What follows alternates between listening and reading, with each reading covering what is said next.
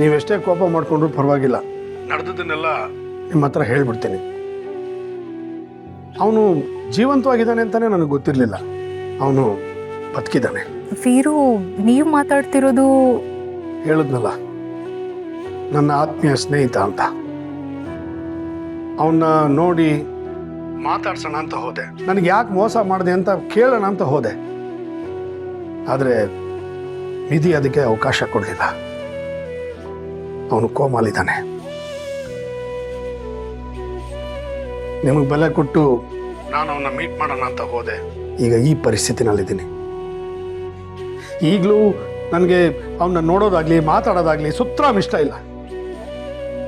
ಹೆಸರು ಕೇಳಿದ್ರೇ ನನ್ನ ರಕ್ತ ಕುದಿಯುತ್ತೆ.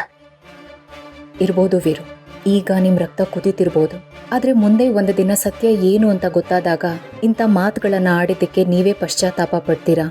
ಅವ್ನು ನನಗೆ ಎಂಥ ಮೋಸ ಮಾಡ್ದ ಅಂತ ನಿಮಗೆ ಗೊತ್ತಿಲ್ಲ. ಸ್ನೇಹದ ಹೆಸರಲ್ಲಿ, ಪ್ರೀತಿ ಹೆಸರಲ್ಲಿ ನಾನು ತುಂಬ ನೊಂದಿದ್ದೀನಿ ಜಾನಕಿ ಅವರೇ. ಕ್ಷಮಿಸಿ ವೀರು ಅವರೇ.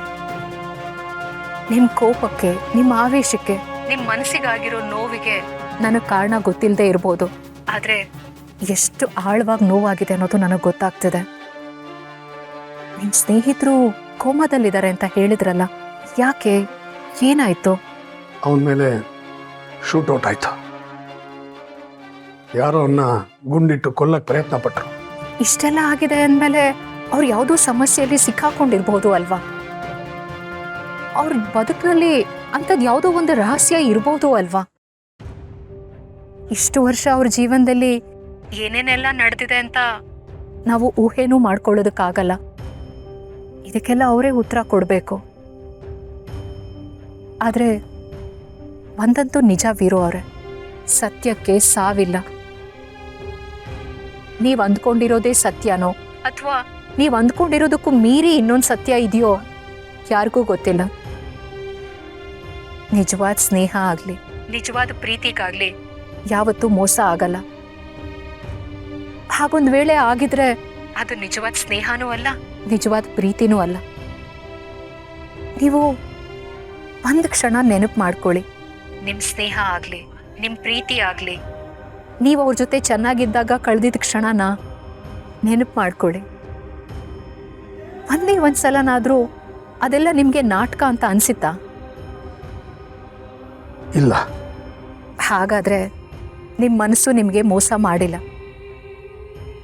ನಿಮ್ಮ ಸ್ನೇಹಿತ ನಿಮಗೆ ಮೋಸ ಮಾಡಿದ್ದಾನೆ ಅಂತ ಅನಿಸಿರ್ಬೋದು, ಆದರೆ ನಿಮ್ಮ ಮನಸ್ಸಿನ ಯಾವುದೋ ಒಂದು ಮೂಲೆಯಲ್ಲಿ ಆ ಸ್ನೇಹದ ಬಗ್ಗೆ ಖಂಡಿತ ನಂಬಿಕೆ ಇದೆ. ಅಂಥ ಸ್ನೇಹಕ್ಕೆ ಸಾವಿಲ್ಲ. ನೀವು ನಿಮ್ಮ ಸ್ನೇಹಿತನ ಬಗ್ಗೆ ಕೇಳಿರೋದೆಲ್ಲ ಸುಳ್ಳಾಗಲಿ, ಮತ್ತೆ ನೀವು ಮತ್ತೆ ನಿಮ್ಮ ಸ್ನೇಹಿತರು ಒಂದಾಗಲಿ ಅಂತ ನಾನು ಆಸೆ ಪಡ್ತೀನಿ. ಅದೆಲ್ಲ ಎಲ್ಲಾದರೂ ಹಾಳಾಗಿ ಹೋಗಲಿ. ನೀವು ಮತ್ತೆ ನನ್ನ ಫೋನ್ ರಿಸೀವ್ ಮಾಡದೇ ಇರಬೇಡಿ. ನನಗೆ ತುಂಬ ಹಿಂಸೆ ಆಗುತ್ತೆ. ಸರಿ, ಹಾಗೆಲ್ಲ ಮಾಡಲ್ಲ. ನಾನು ಖಂಡಿತ ನಿಮ್ಮ ಜೊತೆ ಮಾತಾಡ್ತೀನಿ.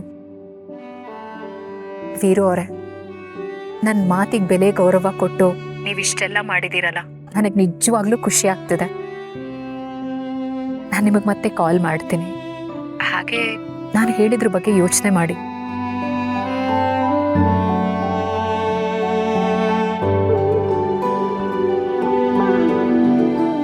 ಪೃಥ್ವಿ ಮೇಲೆ ನಮಗೆ ಎಷ್ಟೇ ಕೋಪ ಇದ್ರು ಜಾನಕಿ ಅವ್ರ ಮಾತು ಕೇಳಿದ್ಮೇಲೆ ಸ್ವಲ್ಪ ಅದೆಲ್ಲ ನಿಜ ಅನ್ನಿಸ್ತಾ ಇದೆ.